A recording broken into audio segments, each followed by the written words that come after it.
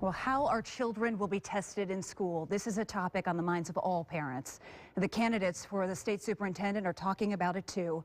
WSBT-22's Suzanne Spencer is at the live desk right now. And Suzanne, these candidates have different views on the future of the I-STEP. And how the turmoil was handled this year, Jennifer. It's been a year of ups and downs, technical glitches, a long test, and a hurried piece of legislation. Last week, Governor Pence signed reprieves preventing schools and teachers from being penalized by the 2015 scores. It's the moments every day inside a classroom. When you read, it's like you're going into a world of imagination because you're going into the book.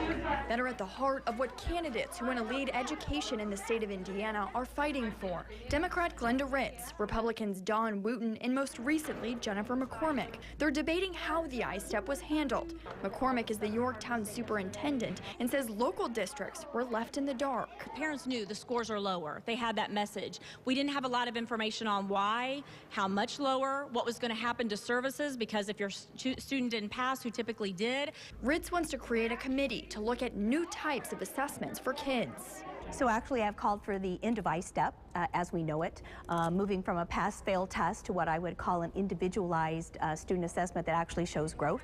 Ritz is calling for a formative assessment to watch how kids grow more closely. We really are talking about something over time during a school year, very brief kinds of assessments that give us the information that we need, and we know how they grew in a year.